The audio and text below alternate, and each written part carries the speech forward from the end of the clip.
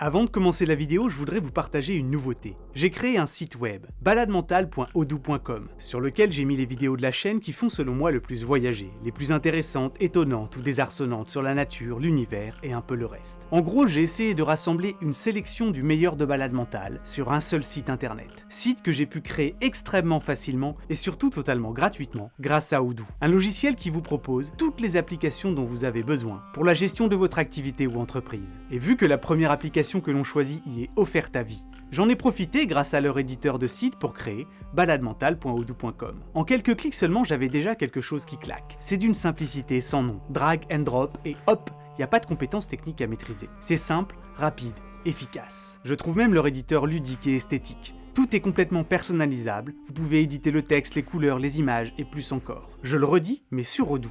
La première application est totalement gratuite et offerte à vie. L'hébergement du site et le support sont compris en illimité. En plus, vous avez un nom de domaine personnalisé. Franchement, allez-y les yeux fermés. Enfin, ouvert un petit peu quand même, histoire de voir ce que vous y faites. Je vous ai mis le lien dans la description pour découvrir leur superbe éditeur de site internet. Et sur ce, place aux vibrations de l'espace. Il existe dans le cosmos des phénomènes pouvant libérer en une fraction de seconde plus d'énergie que toutes les étoiles de l'univers observables réunies, tout en émettant paradoxalement dans l'espace absolument aucune lumière. Et si l'on est capable de l'affirmer, c'est que dans le sillage de ces événements, la planète entière se met à vibrer. Aujourd'hui, je voudrais vous parler de la fusion des trous noirs, d'événements visuellement impossibles à voir, mais soulevant pourtant à proximité des vagues d'une puissance inouïe et capable de faire onduler l'espace-temps lui-même en créant des ondes gravitationnelles. Cela s'est produit le 14 septembre 2015 à 9h50 et 45 secondes précises. Pratiquement partout en même temps, des ondes de ce type sont venues traverser la Terre, sur tous les continents, comme dans les océans. Les montagnes, les fleuves, les volcans, comme les corps de tous les vivants, se sont soudainement mis à très légèrement osciller. Traversés par une série d'ondes venant sur leur passage à la fois modifier les distances et l'écoulement du temps, absolument toute la matière présente sur notre planète s'est successivement contractée, dilatée, en suivant le rythme des creux et des crêtes de ces étranges ondulations, qui dans la foulée, sans avoir aucunement ralenti, ont poursuivi leur progression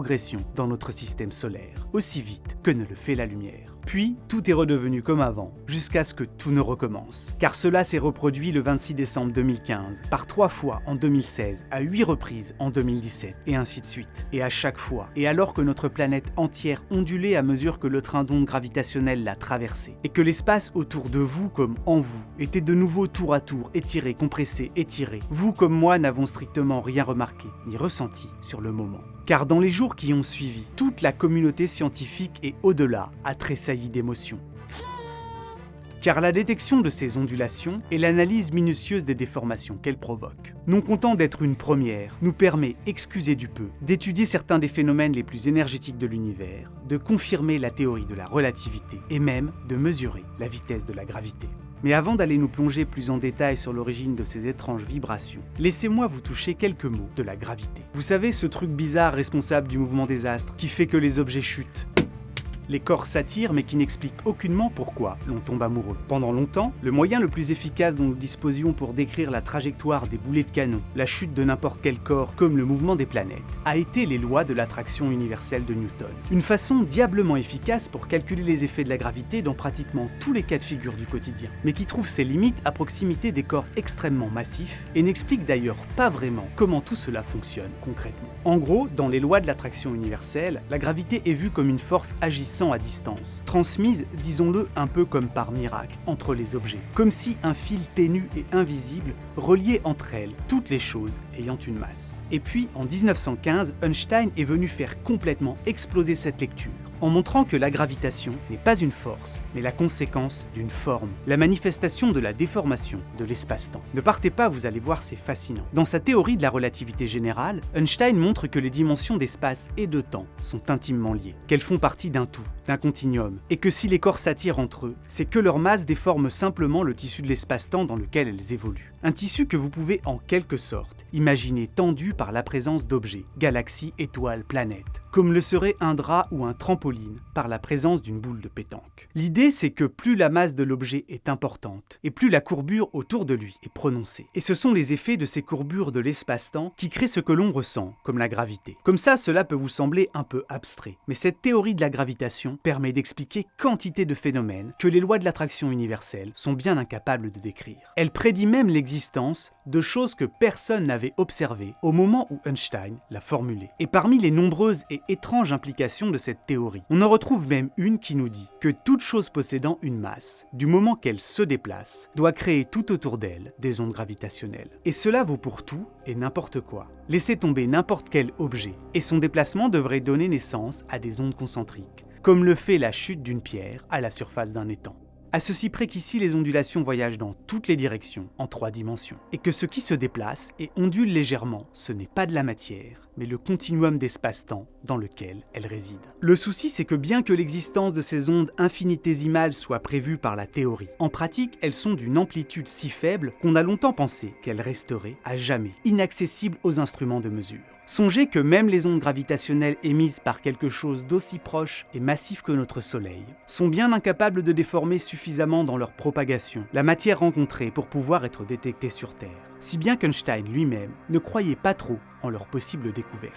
Mais c'est sans compter l'ingéniosité des gens de notre espèce, et le fait que l'univers aime bien les événements cosmiques du genre cataclysmique, à l'image de la fusion de 2 trous noirs. Car ces phénomènes, dont la puissance défie l'entendement, peuvent produire des vagues d'espace-temps qui, lorsqu'elles passent au travers de notre planète, déforment suffisamment sur leur passage la matière rencontrée pour que l'on soit aujourd'hui en mesure de les détecter, mais aussi de reconstituer précisément le cours des événements leur ayant donné naissance. Ainsi, en étudiant finement la nature du signal reçu le 14 septembre 2015, les scientifiques ont pu identifier, lover dans les données, la signature d'une fusion de 2 trous noirs d'une trentaine de masses solaires chacun, et nous donner accès aux toutes dernières secondes de leur existence, jusqu'à l'événement final, la coalescence, qui s'est déroulé à 1,3 milliard d'années-lumière d'ici. On ne sait pas précisément quand ce drame a commencé. Toujours est-il que la paire des trous noirs en orbite l'un autour de l'autre s'est mise, avec le temps, à voir la lente danse cosmique dans laquelle ils étaient lancés, progressivement accélérée. Le processus d'approche a pu s'étaler sur des millions, peut-être des milliards d'années, au cours desquels chaque membre du couple a continuellement perdu de petites quantité d'énergie sous forme d'ondes gravitationnelles,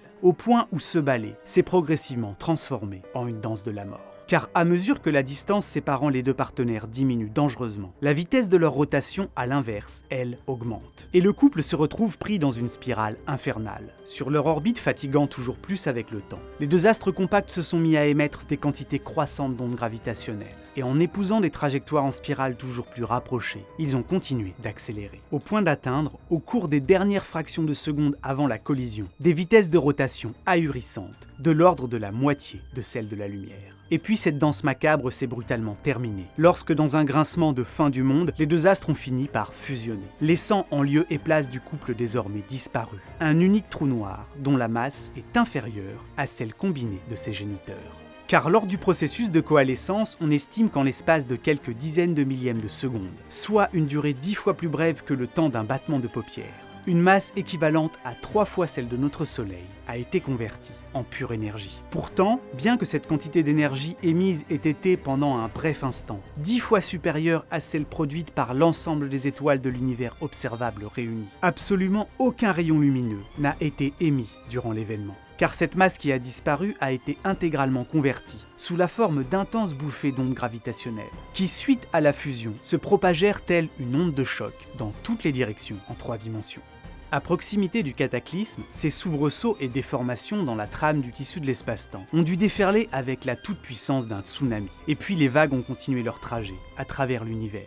Et lorsque 1,3 milliard d'années plus tard, ces ondulations atteignent enfin la Terre, elles ont grandement perdu de leur superbe. Ainsi, lors de leur traversée de notre planète, ces ondes n'ont-elles produit sur leur passage que d'infimes déformations, n'excédant pas 10 millièmes du diamètre d'un proton. Et pour être capable de mesurer de si petits déplacements, les équipes de scientifiques ont mis au point un ingénieux dispositif. Ce sont ces 2 impressionnantes installations, ici vues du ciel, qui nous permettent de détecter le passage sur Terre des ondes gravitationnelles. L'une, baptisée LIGO, est aux États-Unis, tandis que l'autre, Virgo, est en Italie. Dans ces expériences, chacune constituée de 2 immenses tubes sous vide mesurant près de 4 km, le principe est dans les grandes lignes à chaque fois le même. Au niveau de l'intersection des tubes, un puissant faisceau laser à la fréquence savamment pensée est scindé en 2 faisceaux distincts qui, après avoir effectué une centaine d'allers-retours dans chacun des tunnels, au bout desquels des miroirs les réfléchissent, reviennent se recombiner à l'intersection. Ces lasers permettent de connaître en temps réel et avec une précision inégalée les distances séparant les miroirs placés aux extrémités. Et ce faisant, lorsqu'une série d'ondes gravitationnelles vient faire onduler l'espace-temps, celle-ci se manifeste en modifiant les distances parcourues par les lasers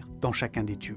Car le passage de ces distorsions spatio-temporelles vient littéralement et à plusieurs reprises très légèrement modifier l'épaisseur des miroirs, comme les longueurs des tunnels. Et vu que leur disposition en L leur permet de ne pas être traversés précisément au même moment par ces ondes, les lasers qui y circulent se retrouvent en sortie décalée. Et c'est la somme cumulée de ces décalages successifs qui a permis de mettre en évidence le passage sur Terre du dernier soupir d'un couple de trous noirs en perdition. Bon, malheureusement la contrepartie, quand on atteint un degré de sensibilité tel qu'on est capable de mesurer des variations de longueur de l'ordre de 100 millionièmes de la taille d'un atome, c'est qu'il faut, dans les données recueillies, constamment faire la chasse à la moindre interférence et au bruit parasite. Intuitivement, on pense tout de suite aux perturbations de type séisme ou à des doctorants qui feraient la Java dans la fac d'à côté. Mais cela va bien au-delà. En fait, ces détecteurs sont si sensibles qu'ils peuvent tout aussi bien être influencés par l'agitation thermique des atomes à la surface des miroirs, les vibrations produites par les vagues de nos océans déferlant sur le rivage à des centaines de kilomètres de là, comme par le vent qui souffle avec force dans les arbres à proximité des tunnels,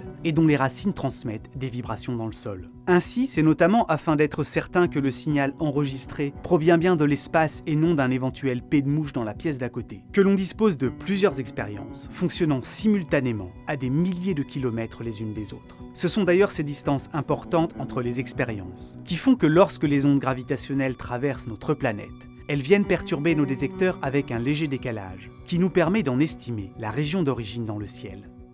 Jusqu'à il y a peu, pour étudier le cosmos et tous les objets qui reposent sur le tissu de l'espace-temps sous toute leur couture, nous ne disposions que des rayons lumineux, des ondes radio en passant par les infrarouges, le visible, les ultraviolets, les rayons X ou les gamma. Mais avec l'étude des ondes gravitationnelles, on a littéralement ouvert une nouvelle fenêtre sur l'univers. Et ces minuscules distorsions spatio-temporelles qui nous ont déjà permis de confirmer l'existence de trous noirs binaires, des systèmes que l'on n'avait jamais observés directement auparavant, pourraient bien à l'avenir nous offrir un champ des possibles encore plus vaste. Car l'astronomie des ondes gravitationnelles sera peut-être un jour en mesure de sonder l'intérieur des étoiles massives arrivées en fin de vie, pour nous en apprendre plus sur ce qui se passe dans les cœurs opaques à la lumière de ces astres s'effondrant sur eux-mêmes, pour se transformer en supernova. Peut-être même serons-nous un jour capables de mettre au point des expériences suffisamment sensibles, pour capter les traces laissées par les ondes de vibration ténues nous provenant de l'univers primordial. Une période de l'histoire qui nous est pour l'instant visuellement inaccessible. Car la matière était alors à cette période dans l'univers si compacté que les rayons lumineux étaient incapables d'y circuler. Pour un jour espérer en avoir une image, il nous faut être capable d'identifier les ondes gravitationnelles nous provenant de ces temps reculés, car ces dernières n'avaient alors aucun mal à traverser cette infernale densité. En attendant, les expériences LIGO et Virgo détectent le passage de nouvelles ondes gravitationnelles pratiquement tous les mois. Depuis leur mise en service, on a pu identifier les signatures ondulantes d'une dizaine de fusions de trous noirs, quelques collisions d'étoiles à neutrons et même quelques événements impliquant des astres d'origine pour l'instant inconnue. À ce moment précis, des dizaines d'ondulations de l'espace-temps produites par des phénomènes d'une violence inouïe se propagent dans le cosmos. Un jour prochain, certaines passeront discrètement au travers de notre planète, en venant faire très légèrement osciller tout ce qui se trouve dessus comme dedans. Et je suis prêt à parier que si Einstein avait été vivant aujourd'hui, on aurait pu voir se dessiner sur son visage un rictus de plaisir, à l'idée que l'on ait réussi à détecter le passage de ces vagues, près d'un siècle après qu'il en ait prédit l'existence, sans imaginer qu'il soit possible un jour d'arriver à mettre en lumière le fait que ces ondes prédites par sa théorie existent bien dans l'univers. Aujourd'hui, en nous donnant accès aux terribles événements qui leur ont donné naissance, l'étude de ces infimes distorsions de l'espace-temps nous permet de pousser nos théories physiques dans leur dernier retranchement. Et j'imagine là encore Einstein heureux s'il apprenait que l'ensemble des données recueillies sont unanimes. La relativité générale reste solide comme un roc, collant pour l'instant toujours parfaitement avec les signaux recueillis, dont certains sont même venus confirmer que les ondes gravitationnelles se propagent dans l'espace aussi rapidement que ne le fait la lumière. Car oui, on a pu, par l'intermédiaire de ces ondes, mesurer l'incroyable vitesse de la gravité. Mais pour détailler le raisonnement, il faudrait prendre son temps. Je vous garde donc cette histoire pour un autre épisode.